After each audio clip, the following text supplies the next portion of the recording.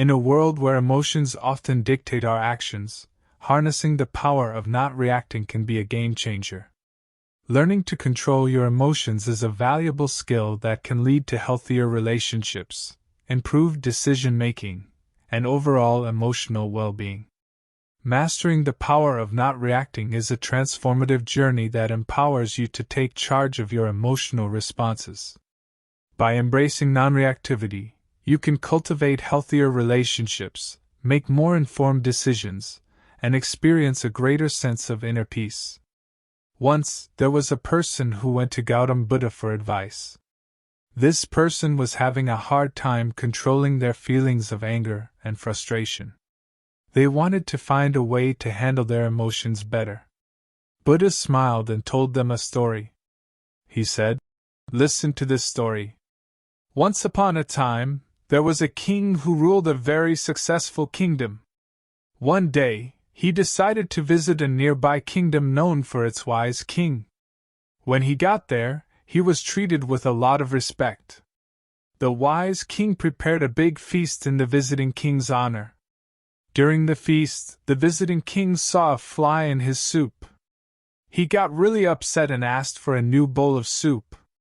The wise king saw this and said, 'Your Highness, don't get angry over a tiny fly. It's not a big deal.' The visiting king replied, 'I can't stand these things. Even a small fly can ruin my mood.'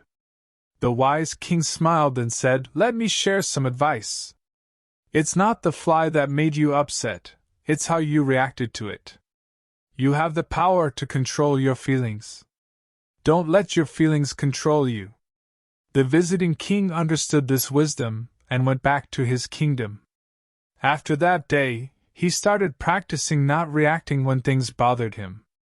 He found that he could stay calm in tough situations and make better choices. The lesson here is important for all of us.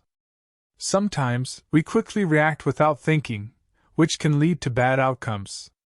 Getting angry or frustrated can harm our relationships and stop us from making good decisions.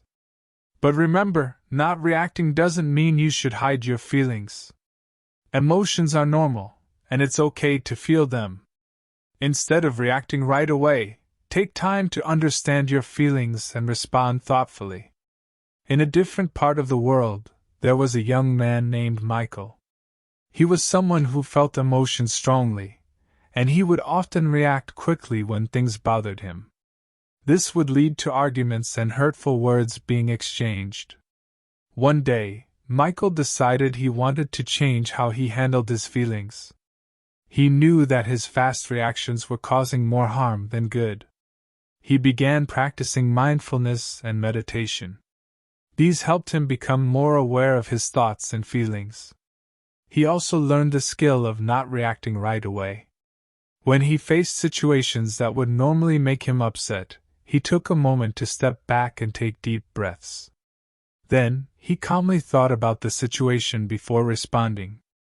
In the beginning, it was tough for Michael to manage his emotions. He still felt anger and frustration, but he was able to stop himself from reacting impulsively. With practice, he found it easier to stay in control.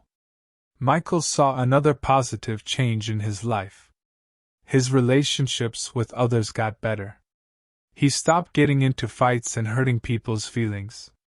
Instead, he learned to talk calmly and thoughtfully, which made his connections with people stronger. One day, a friend of Michael's came to him for advice. The friend was going through a hard time and felt really upset. Michael listened carefully and offered kind words and support. The friend thanked Michael and said, "You always know the right things to say. You never seem to get mad or upset." Michael smiled and answered, "It's not that I never feel those things. I've just learned how to control my emotions so they don't take over. It's a powerful skill that has helped me have better relationships and feel better overall." The friend was impressed and asked how Michael learned to do it. Michael shared his experience with mindfulness and not reacting immediately. He encouraged his friend to give it a try, and the friend was thankful for the advice. Over time, People came to know Michael as someone who stayed calm and thoughtful. He was really good at handling tough situations without getting upset, and others respected him for his strength and ability to bounce back from challenges. He kept practicing mindfulness, which is a way of staying focused on the present moment, and also learned how not to react impulsively. This made him feel peaceful and happy inside. The lesson from Michael's story is that not reacting right away is an important thing we can all learn. It might take some practice and patience, but the good things that come from it are totally worth the effort. When we control our feelings, we can make our relationships better, make smarter choices, and live a more satisfying life. The main idea from the story about the king and Michael is that we have control over our feelings. We might not be able to control everything that happens, but we can decide how we respond. By practicing mindfulness and not reacting quickly, we can learn to handle our feelings well and act thoughtfully. This is a powerful tool that can help us improve how we get along with others, how we feel, and how we live. So, let's take some time to practice and get better at this useful skill. It can change our lives for the better. Remember, if we hold on to anger, it's like harming ourselves instead of the other person. It's like drinking poison and hoping the other person will get sick.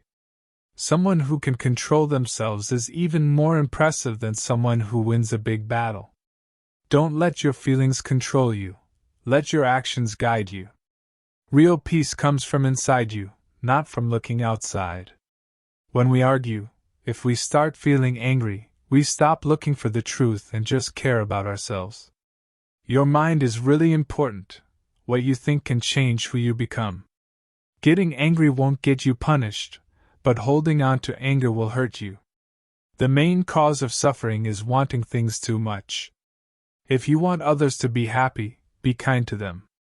If you want to be happy, show kindness. When we let go of things, we feel free, and freedom is what leads to happiness. If we keep holding on to anger, worry, or things we own, we can't really be free. One meaningful action is better than 1,000 empty words. Everything about us is shaped by what we think. Instead of dwelling on the past or daydreaming about the future, focus your mind on the present moment. Remember, it's better to respond thoughtfully than to react impulsively. Use your reason, not just your feelings. In the end, only 3 things are really important: how much love you give, how gently you live, and how well you can let go of things that aren't meant for you. When you realize that all of life is connected, you'll see yourself in everyone, and you'll treat everyone fairly. Sharing happiness with others doesn't make your own happiness smaller. We become who we are because of what we think. Stay focused on the present moment, instead of thinking too much about the past or the future. Some things can't stay hidden for a long time: the sun, the moon, and the truth. To truly be happy, you need to let go of your strong feelings for things and people. Your thoughts shape who you are.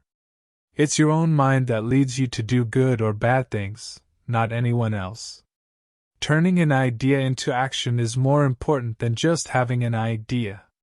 Strong emotions, like passion and hatred, can drive us in powerful ways, sometimes even the wrong ones. What you think about influences how you become.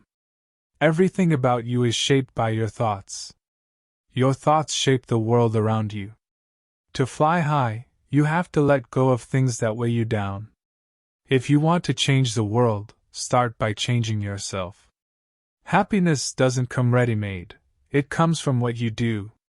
The problem is, you think you have a lot of time. Your mind is like water. When it's calm, you see clearly. When it's turbulent, things get confusing. Words can hurt deeply, just like a sharp knife. Instead of copying the wise, seek what they were looking for. Whether you're pure or not depends on you. No one else can make you pure. Let's rise up and be grateful. Even if we didn't learn much today, at least we learned a little. And if we didn't learn a little, well, at least we didn't get sick. And if we did get sick, at least we're still alive. So, let's all be thankful. The only real failure is not being true to what you know is right. The past is over, the future isn't here yet, so all you have is this moment to live. Being lazy leads to bad things, but being diligent is a good way to live. Fools are lazy, wise people work hard. Hate doesn't go away because of more hate. Only love can stop it. This is a rule that always applies. Whatever a monk keeps thinking about becomes what they focus on. Don't dwell on the past or dream about the future. Concentrate on what's happening now. Your mind shapes everything. What you think becomes who you are. Don't expect others to be perfect. You should focus on yourself. The best way to do amazing things is to love what you're doing. If you haven't found it yet, keep searching. Don't settle. When it comes to matters of the heart, you'll know when you find what's right for you. The most impressive thing in life isn't avoiding mistakes, but getting up every time you fall. No one else can save us.